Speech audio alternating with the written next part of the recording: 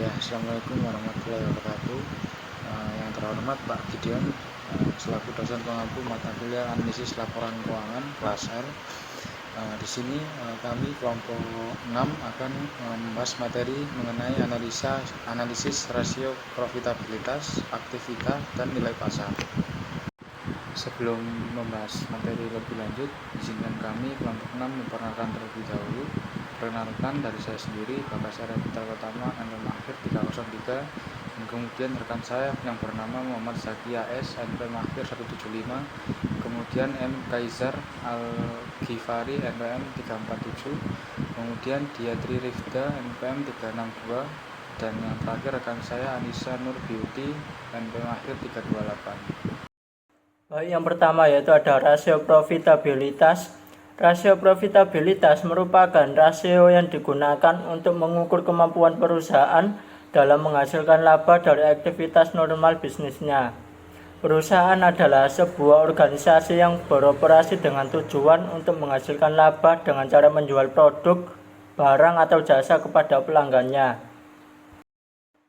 Tujuan dan manfaat rasio profitabilitas. Yang pertama yaitu ada untuk mengukur kemampuan perusahaan dalam menghasilkan laba dalam periode tertentu.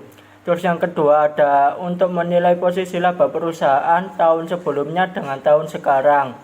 Terus yang ketiga ada untuk menilai perkembangan laba dari waktu ke waktu. Terus yang terakhir ada untuk mengukur margin laba kotor atas penjualan bersih. Jenis-jenis rasio profitabilitas ada 5. Yang pertama ada hasil pengembalian atas aset. Terus yang kedua ada hasil pengembalian atas ekuitas. Yang ketiga ada margin laba kotor. Yang keempat ada margin laba operasional. Dan yang terakhir ada margin laba bersih. Saya akan membahas mengenai perhitungan profitabilitas. Nah, untuk perhitungan profitabilitas ini ada 5. Yang pertama hasil pengembangan atas aset, yang kedua hasil pengembalian atas ekuitas, kemudian yang ketiga margin laba kotor, kemudian yang keempat margin laba operasional, dan yang terakhir margin laba bersih.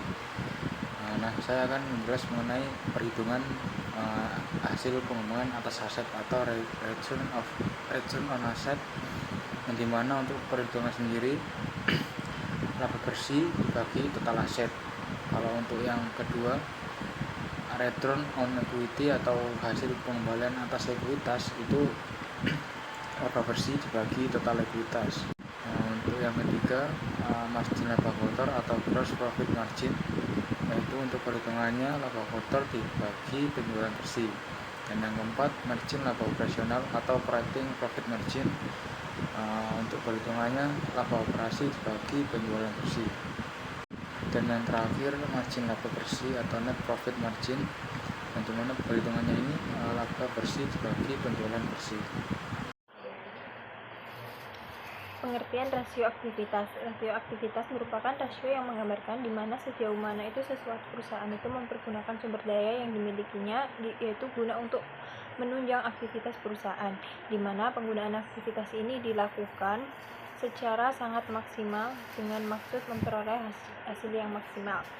Selanjutnya, pengukuran rasio aktivitas ini merupakan dengan cara membandingkan antara tingkat penjualan dengan investasi dalam aktiva untuk suatu periode. Artinya, diharapkan adanya keseimbangan seperti yang diinginkan antara penjualan dengan aktivitas seperti persediaan piutang dan aktiva tetap lainnya. Selanjutnya yaitu ada tujuan rasio aktivitas. Yang pertama yaitu untuk mengukur berapa lama penagihan piutang ini selama satu periode atau beberapa kali dana yang ditanam dalam piutang untuk berputar dalam satu periode. Yang kedua yaitu untuk menghitung rata-rata hari dari penagihan hutang. Yang ketiga yaitu untuk menghitung berapa hari rata-rata persediaan barang yang tersimpan di dalam gudang. Selanjutnya yaitu untuk mengukur berapa kali dana yang ditanamkan dalam modal kerja berputar dalam suatu periode atau berapa penjualan yang dapat dicapai oleh setiap modal kerja yang digunakan atau working capital turnover. Selanjutnya yaitu digunakan untuk mengukur perputaran aktivitas tetap dalam satu periode, dan yang terakhir yaitu digunakan untuk mengukur aktivitas perusahaan dalam penjualan.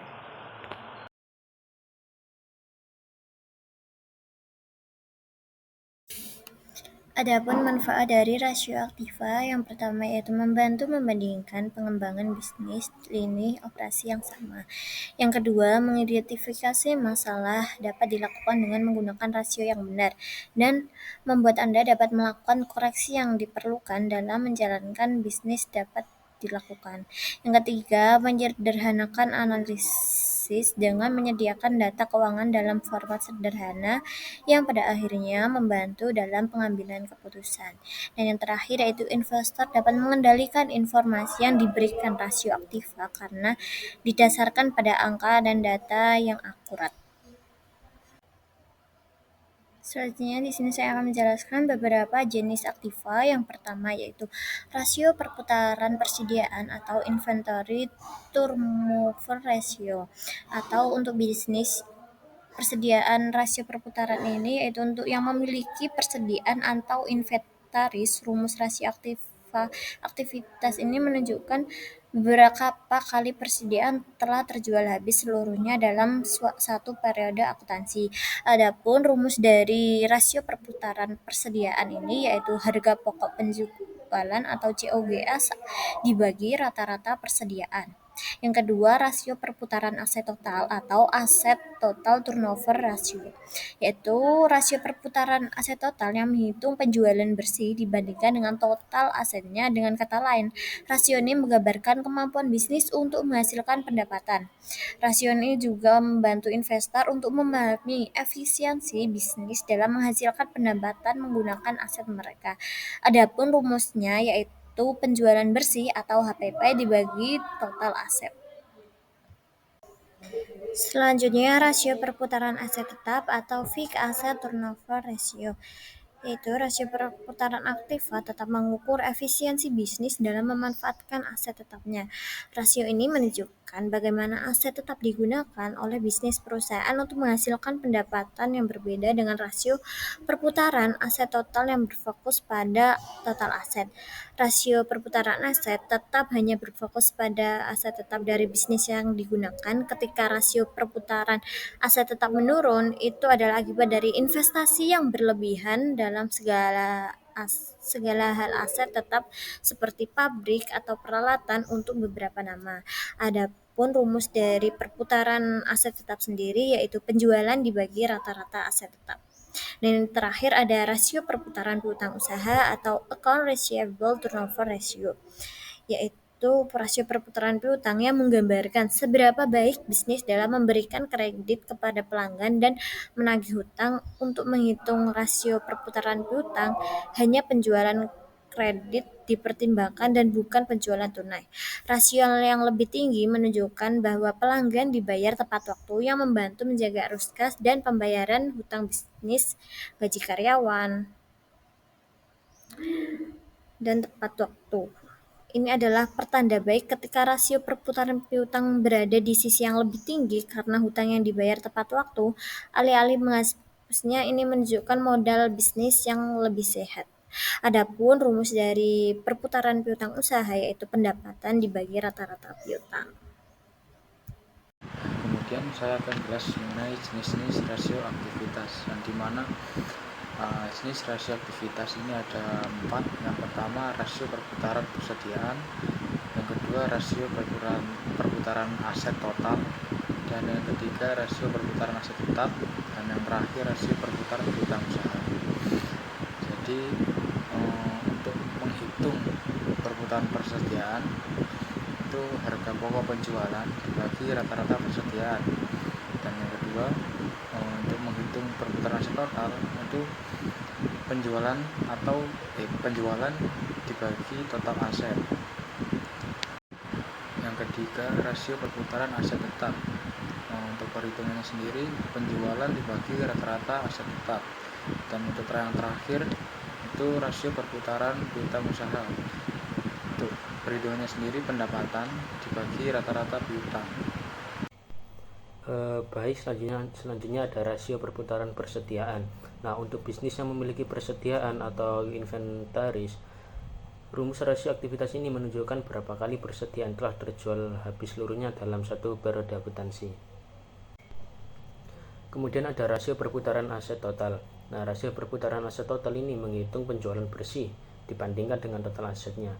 Dengan kata lain, rasio ini menggambarkan kemampuan bisnis untuk menghasilkan pendapatan. Rasio ini membantu investor untuk memahami efisiensi bisnis dalam menghasilkan pendapatan menggunakan aset mereka. Kemudian ada rasio perputaran piutang usaha.